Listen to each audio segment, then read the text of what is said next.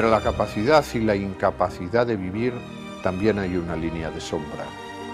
A vivir se aprende, aunque el aprendizaje de hacerlo no tiene enseñanza reglamentada en ningún sitio. Una cosa es querer vivir y otra, imprescindible, saber hacerlo.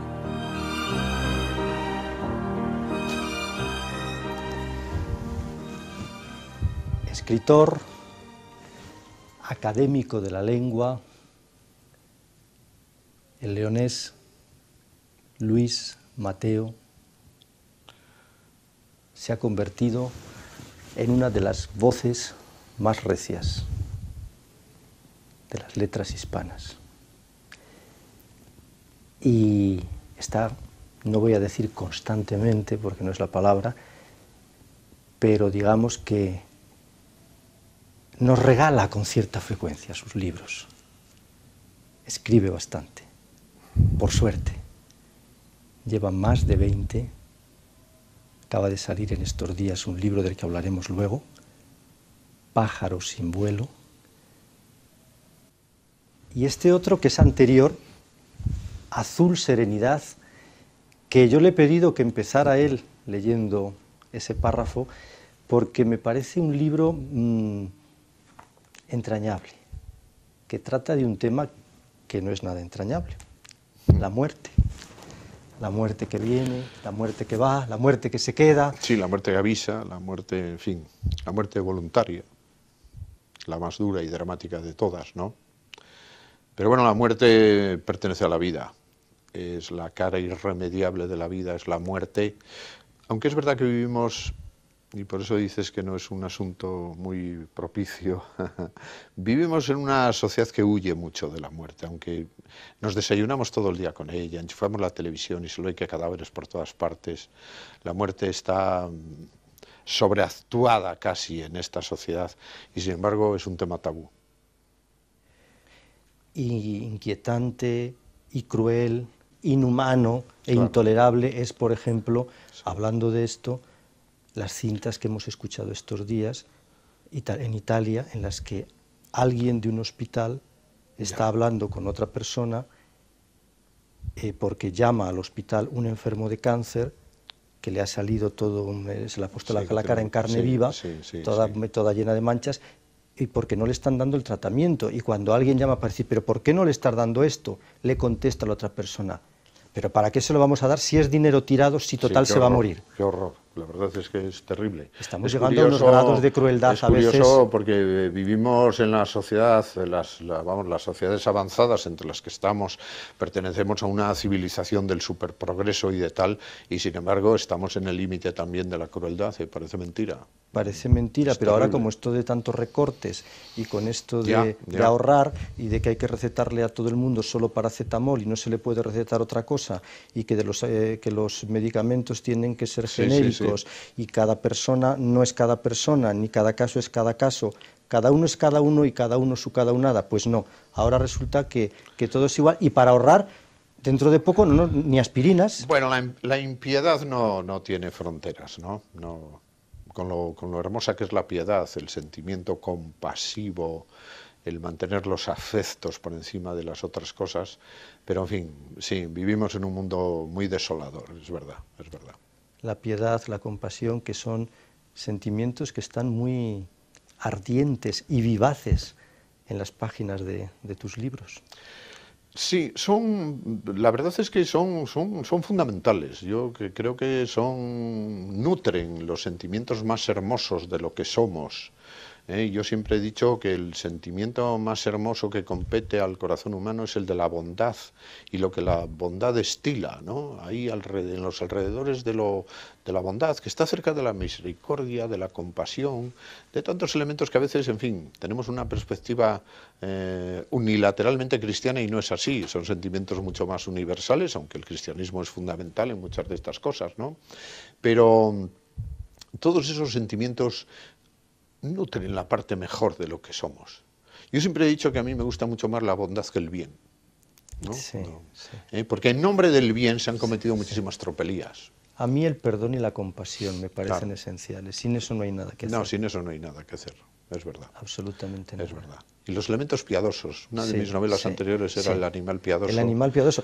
Es una novela que a mí particularmente me parece fascinante. Cuánto me alegro que Sí, que el la animal saques, piadoso es que... porque está la familia. Además hay una cosa allí, Claro, claro. perdona que te interrumpa, Luis, que me llama mucho la atención, porque la familia, que la tenemos tan mitificada, Sí. tú allí la La desmontas. desmonto mucho, sí, sí. Y sin embargo, el animal piadoso, ese comisario de provincias innominado, jubilado, perdido, perseguido por un viejo caso que no se resolvió, es alguien que tiene los elementos de culpabilidad profesional supeditados a la idea de que muchas veces supo quién era dueño de la culpa y, y siempre tuvo un acto de piedad y lo Sí, exculpó. sí. Dijo, bueno, pues lo voy a dejar, lo voy a perdonar, lo voy a olvidar, no lo voy a llevar a los tribunales, lo voy a dejar por ahí perdido, extraviado. Eso, en fin, en sucesos menores y también en algún suceso grave. Era alguien con una conciencia enorme de piedad. La piedad era como un bien que él cultivaba en contra a veces de la justicia, Sí. lo cual, en fin, yo comprendo que no hago ninguna apuesta, pero la novela hacía algunos planteamientos morales un tanto turbios también. Bueno, un tanto turbios. Hay un momento en el que uno de los protagonistas Sí, llega a decir esta frase que recordarás: la familia es algo oscuro. es algo oscuro, sí, sí. ¿Qué quieres Sí, decir? sí, la familia, esa es una frase equivalente, está en algún autor ruso. La familia es un asunto oscuro, inquietante. Ya, porque la familia, que es el orden más estricto y natural de los afectos, sin embargo está a medio milímetro a veces de los aborrecimientos, de los desafectos, de las incomprensiones, en fin, cuántas cosas hemos visto en ese centro tan propicio a la intensidad de las emociones, como es la familia, padres, hijos, hermanos, nietos, cómo de pronto eso se rompe y se convierte en algo. Por eso sí, en la novela está bien visto eso que me dices, Jesús. Desmonté un poco cierta idea de la familia. Y entonces ese centro del afecto en esa novela no estaba ahí, estaba en otras lejanías, ¿no? En otros seres humanos más extraviados, más perdidos, de los que a lo mejor podrías pensar que eran menos propicios a ser piadosos, y lo eran, como el comisario aquel. Como el comisario. Sí. ¿Por qué esta pasión tuya por los perdedores? Esta idea que aparece tan clara aquí en El pájaro sin vuelo, Sí. de que el perdedor al final expresa mejor que el triunfador nuestra verdadera condición humana, con sus flaquezas, con sus debilidades. Bueno, porque yo siempre he apostado en mi narrativa por personajes, vamos a ver, un poco anónimos, personajes más menores, más secundarios, no por los triunfadores, ¿no? Personajes que están en el orden de lo cotidiano, en la oscuridad de la vida, un poco marginada, más fuera de las grandes tribunas y de los grandes escenarios. Ya, yo creo que es el territorio volador de la condición a la que pertenecemos. Mis personajes nunca van a cazar leones al África salvaje, ni son grandes aventureros. Todas sus aventuras son a la vuelta de la esquina. Tienen todos una vida interior muy intensa, una conciencia fuerte de su existencia, hasta cierta filosofía o cierto pensamiento de lo que son, lucidez sobre el sentido de sus vidas. Y bueno, están abocados al extravío, a la perdición, como Ismael Cieza, el protagonista de Pájaros sin vuelo. Son como pájaros sin vuelo, ¿no? Pájaros propicios para abrir las alas y ir al quinto pino, pero no, que se quedan muy a ras de tierra. Es la mirada que yo tengo sobre la condición humana a la que pertenecemos. Yo además soy de los que pienso, yo soy un gran defensor de las rutinas, ¿sabes? En las rutinas donde se consigue la intensidad mayor del conocimiento de la vida, no en las grandes aventuras disparatadas, ¿no? En ese, no la rutina vista, oye, de una forma negativa, ¿no? No, los usos de las cosas, el trabajo cotidiano, el mundo, como decíamos, de los sentimientos, esas cosas que son sencillas, honorables y que están en el día a día, nos llevan a un conocimiento más profundo de lo que somos, que el disparate de la aventura, el andar. Yo siempre sospecho mucho de los que van a cazar leones al África salvaje, entre otras cosas por respeto a los leones. ¿Prefieres la gente corriente y moliente? Sí, gente corriente y moliente, que esconde una gran vida interior, ¿eh? No la gente corriente, no. Por eso me gusta llamarles héroes del fracaso. El fracaso está en asimilar la subsistencia o la supervivencia con honorabilidad, nada más. No en la lucha denodada por el éxito y por el triunfo, pero con un conocimiento profundo de la vida. Y eso tienen mis personajes. Ismael Cieza, el protagonista de Pájaros sin vuelo, cualquiera que se acerque a él verá un ser humano con una profunda vida interior y con un sentido de la existencia, hasta con una reflexión metafísica de muchas cosas, siendo luego un personaje un poco trivial. Que anda... Y muy desamparado también, claro, pero que afronta su destino con fuerza. Con fuerza, sí. Sí, porque al final, con convicción, exacto. Sí, sí. Aunque luego es un ser perdido, extraviado, al que todo el mundo... Bueno, él ha cometido algunas pequeñas tropelías que le persiguen, algunas infidelidades que se emparentan con las falsedades, y luego perseguido siempre andan haciéndole encomiendas. Tiene frágil voluntad, ¿no? Es alguien con la voluntad no muy tal. Y de luego no una autoestima así como para ser alguien petulante, no. No, es un ser un poco menor, pero que tiene una enorme grandeza. Para mí esos son los grandes ejemplos de los seres humanos. Para mí Cieza pues sería un ejemplo a poner. Digo, dime un ser humano honorable, ejemplar, pues con todas las contradicciones y con sus pequeñas miserias y con sus precariedades fisiológicas que también padece. También, sobre todo el estómago. Un estreñido. Ismael es un estreñido crónico. Lo cual condiciona mucho su vida. Mucho su vida, sí. Yo tengo también, fíjate, en las novelas, los novelistas somos muy propicios, en fin, a contar cosas excelsas o a enfrentarnos con cosas derivadas del mal, de las maldades, en fin, de las perversiones, de tal.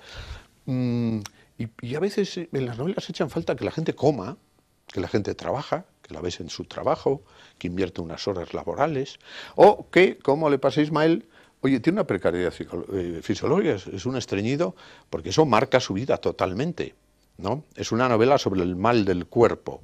Hay casi una vertiente del estreñimiento como una dolencia un tanto metafísica, se habla del colon melancólico, y luego... Y él pertenece a una cierta cofradía de otros que están en esas circunstancias, tienen hasta un lenguaje lleno de sobreentendidos para decirse qué ha pasado, qué hiciste, qué no hiciste, fuiste, no fuiste, obraste, no obraste. Este tipo de cosas muy jocosas, la novela tiene un punto en eso obviamente humorístico, pero sí, yo creo que somos fundamentalmente materia, en principio. Luego somos espíritu, por ahí dentro deambula, si te la quieres creer, el alma, por algún lado, algo parecido seguro, pero la parte material es sustancial. Es que tú te levantas por la mañana y si eres un estreñido crónico y no te pasa nada, de pronto tu ánimo está apretado por un suceso tan trivial, ¿no? Eres alguien que tiene una vida en ese tipo de congoja. Es la vida en aprietos, sí. Como la de Ismael Cieza. Es verdad, es verdad, es verdad. Ismael padece mucho eso y la verdad es que una parte de su destino, en la novela, como sabes, cuenta un día de su vida, sí, bajo ese arquetipo de que un día es una vida, sí, que es otra cosa que a mí me ha gustado siempre mucho pensarlo. Y sí, es curioso, tal vez uno, si hiciera un repaso de su existencia, es imposible hacerlo, a lo mejor hay un día que fue el que mejor resumió toda tu existencia. Pues porque tus sentimientos, tus emociones, tus percepciones y los sucesos de la propia vida, ese día fueron tan radicales, tan especiales, que oye, aquel día es que me pasó de todo, yo soy un ser humano distinto desde aquel día. Desde luego Ismael es un ser humano distinto desde ese día crucial que cuenta la novela. No se pueden perder ese día crucial, ya verán. Sí. La ficción, por cierto, Luis, sí, tú eres un hombre que cree sobre todo en la ficción, que cree en la ficción, que no le gusta impartir doctrina en sus novelas, no se imparte doctrina, lo que hay es lo que la vida deja, quiero decir. De hecho, tú eres un contador de historias, te has definido así en más de una ocasión, sin duda. Eres un contador de historias, nada más. Al que le gusta, me encantó aquella frase tuya hace años que te escuché que dijiste, lo que es la fiesta de la vida, el festejo del vivir. Sí, bueno, hombre, yo he tenido siempre un concepto de la vida muy vitalista, más allá de los golpes. Aquella vieja idea de los heraldos negros de Vallejo está ahí, ¿no? Son pocos, hay golpes en la vida tan fuertes. Yo no sé, golpes como del odio de Dios, fíjate qué duro. Como si la resaca de todo lo vivido se embozara en el alma, ¿no? Bueno, eso está ahí también, ¿no? Pero la ficción es una manera de inventar la vida. Yo soy un contador de historias y mi identidad de escritor, de narrador, es contar la vida. Oye, Luis, y ahora que estás jubilado ya de tus tareas como funcionario, ¿cómo vives esta etapa que dicen que es muy fecunda si se sabe aprovechar? Sí, es estupenda, ¿eh? O sea, lo del trabajo es muy importante, pero nos tienen engañados totalmente. En la vida como mejor se vive es sin dar golpe. Pero vamos, con posibles, pero sin dar golpes. Es una cosa maravillosa. No tengo esa visión tan simplificada. Bien, hombre, yo comprendo que soy un caso un poco privilegiado. Te has jubilado de lo que ha sido un trabajo donde yo he tenido además un ambiente de gente que me ha querido mucho y donde yo he hecho labores profesionales muy interesantes y muy a gusto siempre.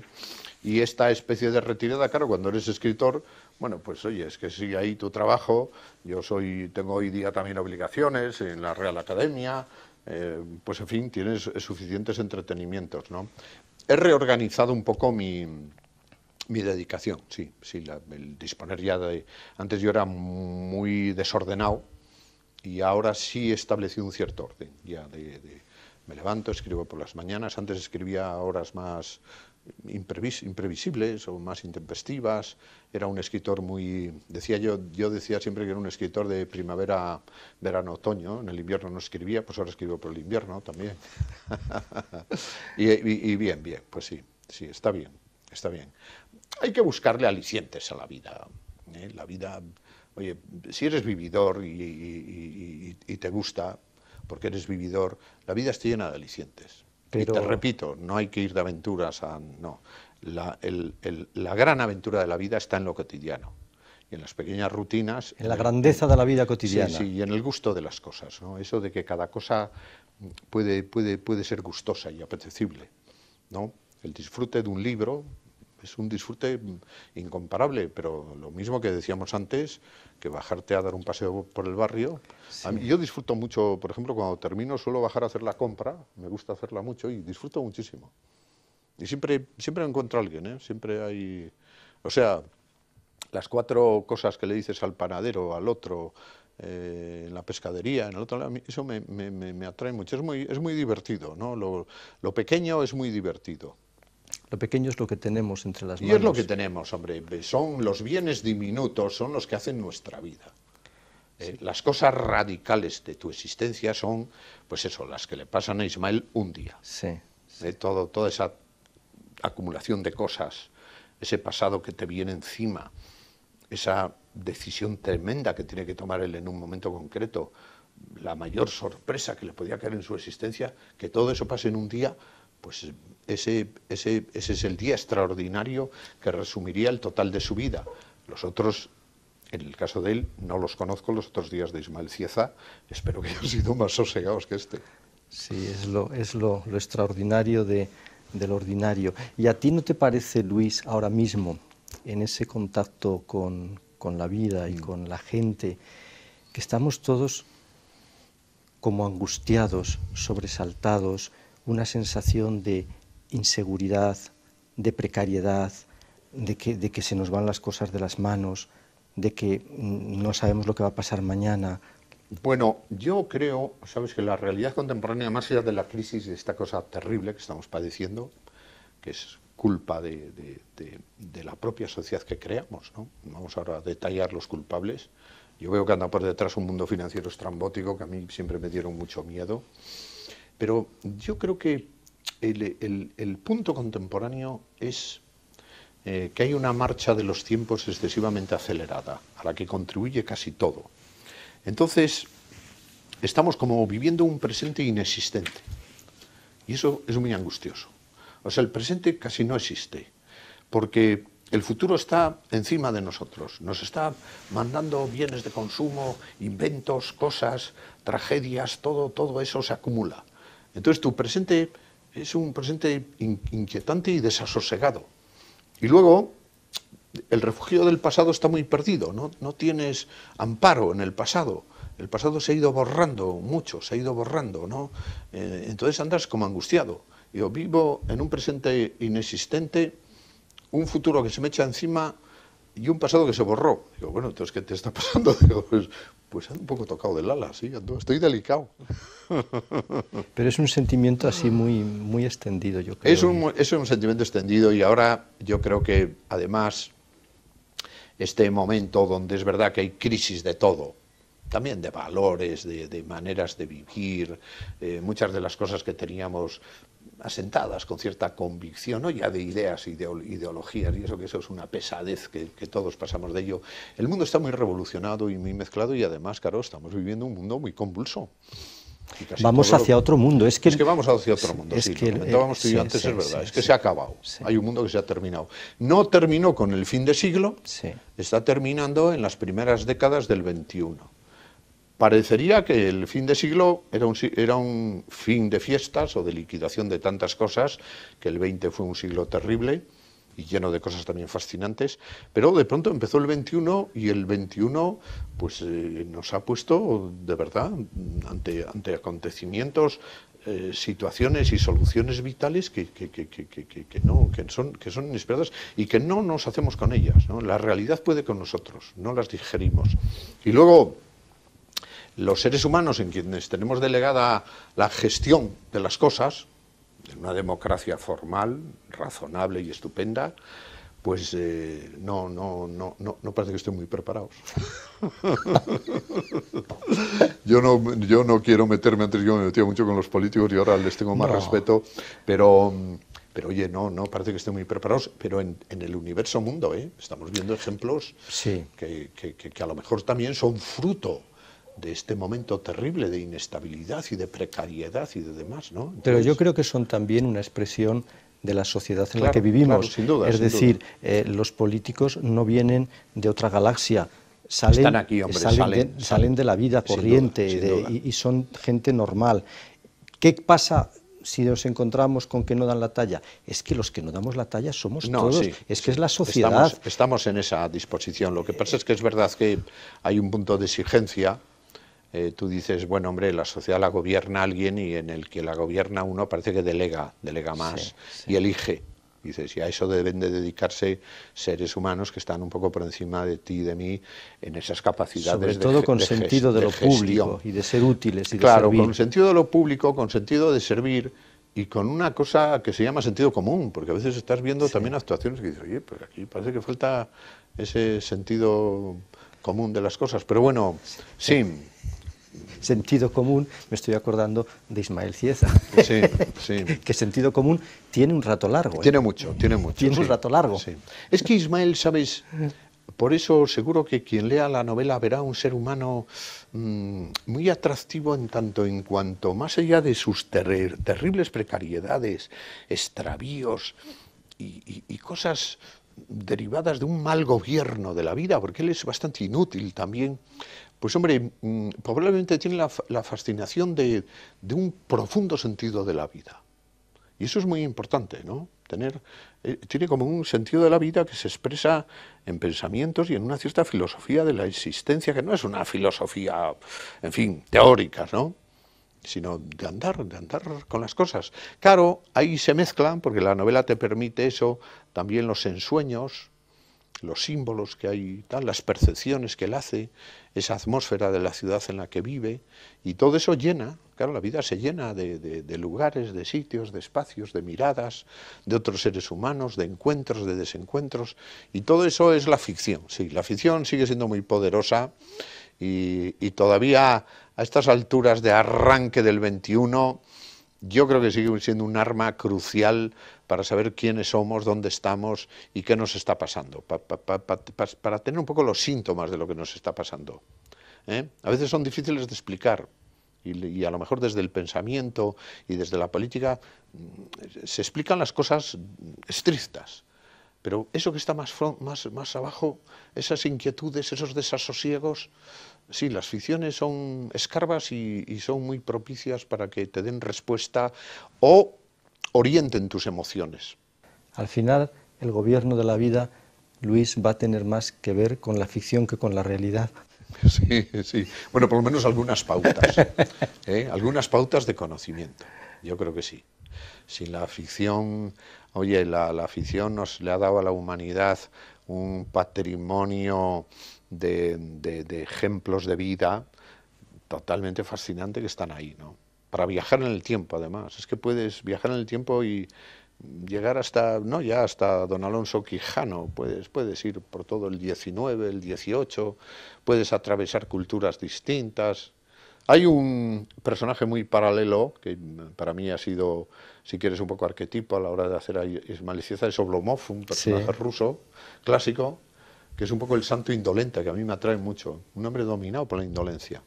Lo que pasa es que como buen personaje ruso... Muy inútil para la vida. Claro, claro, pero de eso los rusos saben hacer una administración especial, cosa que no le pasa a Ismael. Oblomov es, a través de la indolencia, un santo. Llega a la santidad, a la pureza extrema. No, Ismael sufre más, sí, es más... Porque es más occidental. Es más occidental. Y lo oriental va más en esa línea que dices tú. Sí, además, toda la cultura rusa y el pueblo ruso es un pueblo doliente, ¿no? Se parece mucho a nosotros en otras cosas, pero porque son también muy vitalistas, pero en fin, el alma rusa expresa mucho el dolor del corazón humano, tal vez mejor que ninguna otra. Tal vez la que más, de las que más, tal vez. Probablemente. Y además a través de una de las grandes literaturas. Tolstoy, por ejemplo, fíjate. Sin duda, Y Dostoyevsky, fíjate. Que son autores que tú siempre los citas. Sí, sí. Cuando te preguntan los internautas y cuando te preguntan las chicas, los chicos. Sí. Sí. A veces me los quito de encima diciendo, bueno, yo es que, no sé, es que soy un escritor ruso. ¿Sabes? Me gustaría ser un escritor ruso. Un escritor ruso de León, ¿qué les parece? Un escritor ruso de León con el que hemos pasado un rato muy agradable y que yo le doy las gracias, en nombre de todos ustedes. Gracias, muchas gracias, Jesús, por este rato tan bueno. Y por habernos recibido aquí en tu casa y haber compartido todo esto. Es la vuestra. Muchas gracias. Buenas noches, hasta dentro de unos días. Nos vemos. Que tengan una semana muy alegre y muy feliz. Hasta pronto.